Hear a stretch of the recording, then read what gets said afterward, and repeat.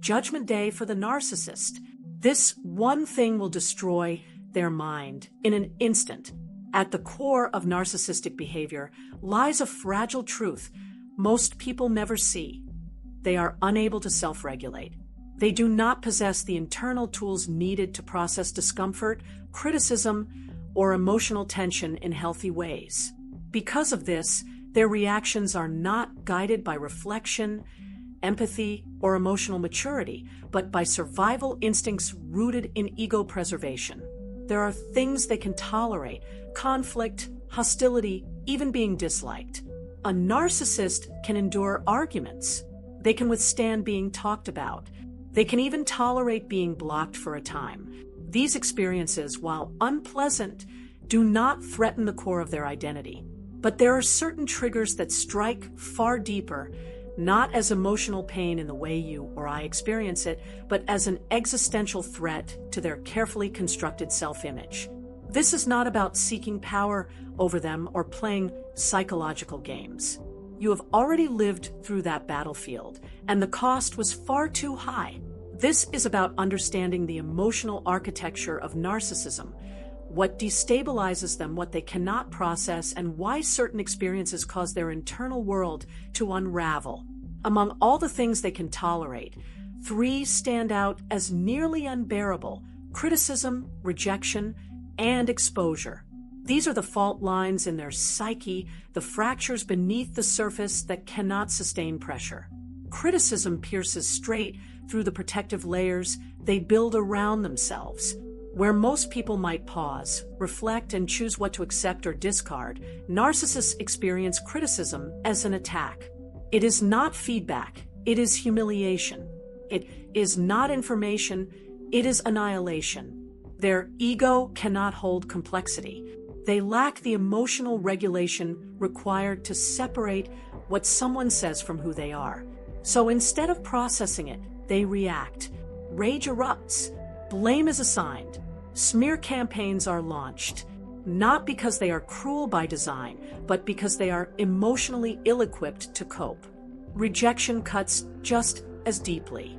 It threatens their sense of dominance, their illusion of control, and their belief in their own superiority. Where healthy individuals grieve loss, reflect, and grow, narcissists collapse inward. They interpret rejection not as a natural part of human relationships, but as proof of unworthiness, a reality too terrifying to accept. So, they rewrite the story. They convince themselves they left first. They tell others you were the problem. They reconstruct reality in ways that allow them to survive the psychological impact.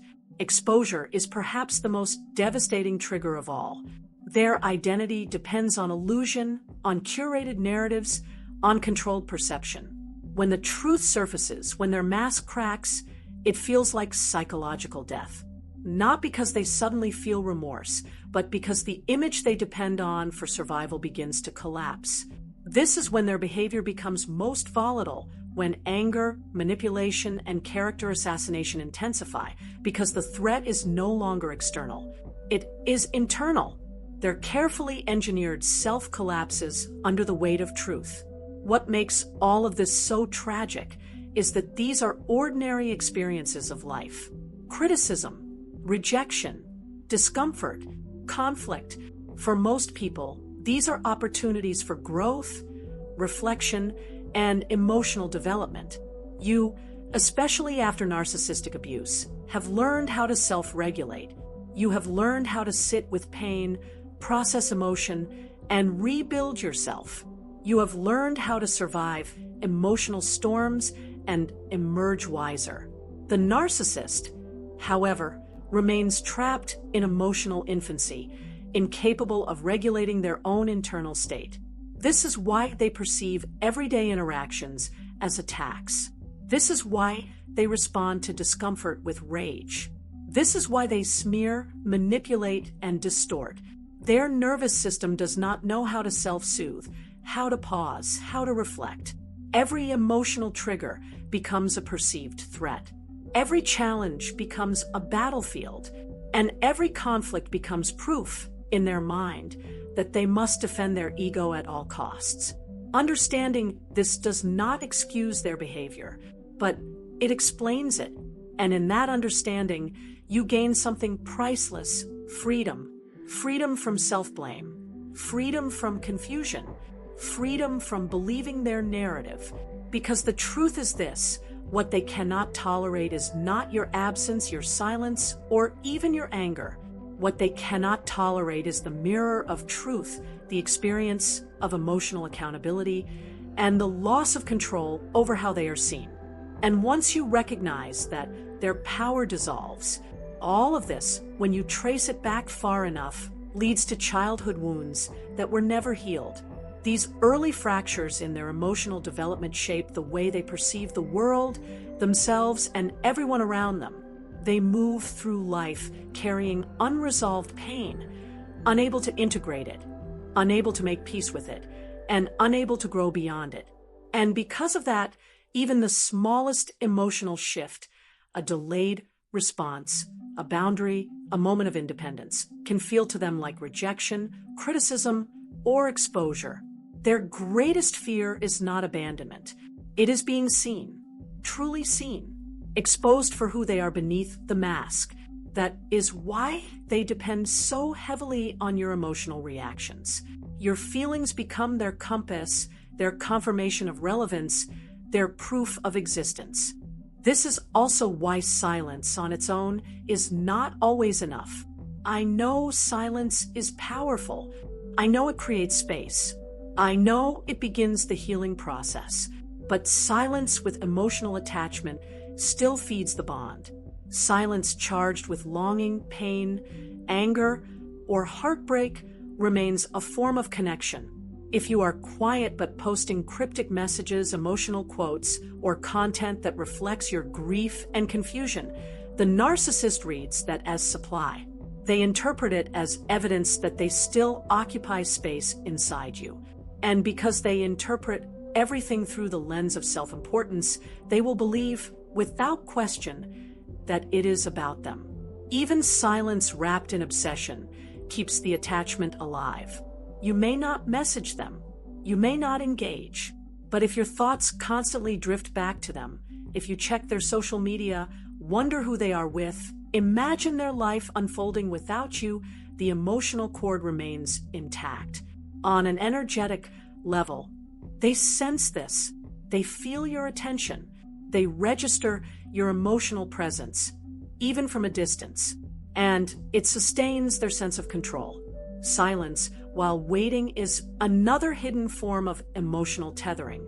Waiting for closure, waiting for accountability, waiting for an apology, waiting for them to finally understand what they did to you. This, too, keeps the cycle alive, because waiting still places them at the center of your emotional universe. And as long as they remain there, the bond is not fully broken. What they truly feel is not your silence, but the absence of your emotional availability. The moment your energy no longer orbits them, the moment your nervous system no longer reacts to their existence, something fundamental shifts. This is not about punishing them or proving anything. It is about reclaiming your life force, your emotional currency, your inner authority. It is about pulling your energy back into yourself and letting it nourish your healing, your growth, and your future. The real victory is not that they notice your absence. It is that you no longer need them to. It is the moment their awareness, regret, or remorse becomes irrelevant to your peace. You do not need their acknowledgement. You do not need their apology. You do not need closure from someone who cannot hold accountability. Your healing does not require their participation. This is the era where your story shifts, where your focus turns inward, where your mindset expands, where your sense of self begins to stabilize and strengthen. You stop measuring your worth through their perception and start grounding it in your own truth. And in that transformation, something remarkable happens. Their grip dissolves, their significance fades, and your life becomes yours again. If these words stirred something inside you, Let them settle. Sit with them. Breathe through them. Let them work their way gently into your understanding before reacting or rushing to act. Healing does not demand urgency. It asks for presence. Thank you for being here. Thank you for listening. And if this message resonated, I invite you to stay connected, to walk this path of clarity and healing together. Your journey matters, and your peace is worth everything.